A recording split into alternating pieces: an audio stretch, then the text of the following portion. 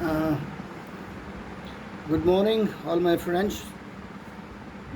As one of our friends, S.V. Kamar asked me to give a critical appreciation of the poem, The Solitary Reaper by William Wordsworth. I am giving you the critical appreciation of the poem. The poem is a romantic ballad written by William Wordsworth, the first great poet of the old generation of the Romantic age. It is the most popularly analyzed of his poems. After the last three lines, we come to know that the whole poem is in the form of a memory recalled. So it is those last three lines which you give the impression that the whole poem is a memory. It is a memory recalled or a recollection in tranquility, as Wordsworth himself defines poetry.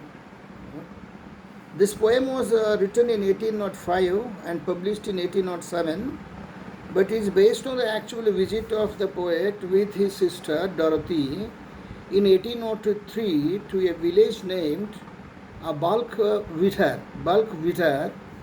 a village in Scotland.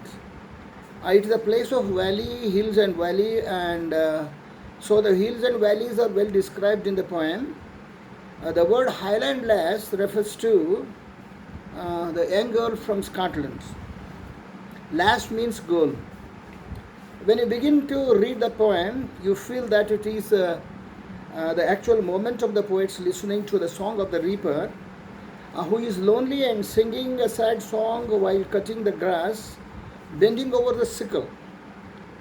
The poet is not alone, but there are some passers-by with him, to whom he wants not to disturb the reaper singer by saying, "Stop here, or gently pass."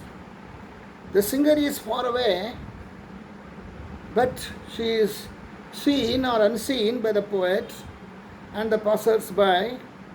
Her song is overflowing the deep valley of the Balquhidder. In the subsequent stanzas, there are two dominant metaphors. One is of the nightingale and other one is of the cuckoo. Both are singing birds. In both cases, he says that her song is more melodious than it is welcome notes to the weary means tired, band of travelers in the Arabian desert. Imagine the distance between the village in the Scotland and the Arabian desert. The second one is very near, in the second instance. It's more thrilling than a cuckoo's song in the springtime.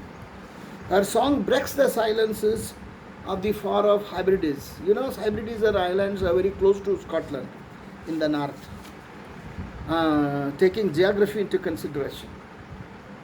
The poet doesn't understand what she sings about because the reaper sings in the local Gaelic language.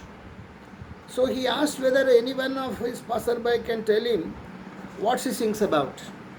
Here, the language does not matter. What matters is the emotion. Emotion is universally understood, if not the language. The poet comes to discuss what she sings about. The idea, the theme of the sad song. She sings of the old, unhappy, far off things and about the battles fought in the past. Or is it a simple and humble poem about the familiar matters of every day, some natural sorrow, loss or pain, which comes often in life? The sad song is of a variety of subjects. Here the poet, we appreciate the song, its melody without understanding it verbally. Only by listening its sound we come to know that it is a sad song and it has no ending. She sings at her work over the sickle bending. The sudden impact of this listening on him, he stands motionless and still, listening to her song.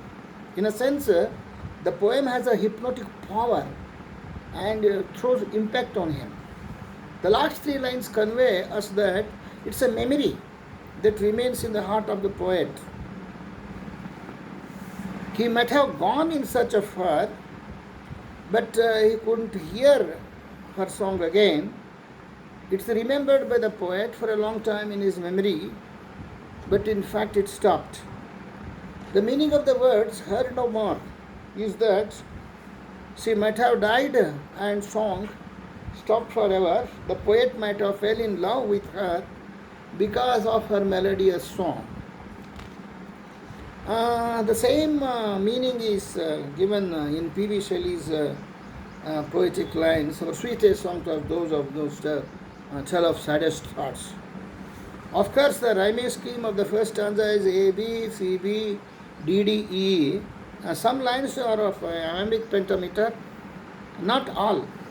Some lines like have reaping and singing.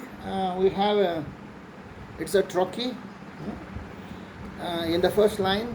In we don't consider in to be heavy. It is bound to be light. It's a dactyl, not an iamb. It's like all verses poem.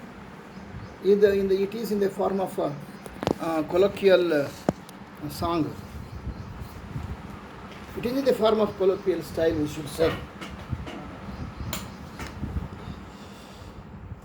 Behold her single in the field, yon solitary Highland lass, reaping and singing by herself.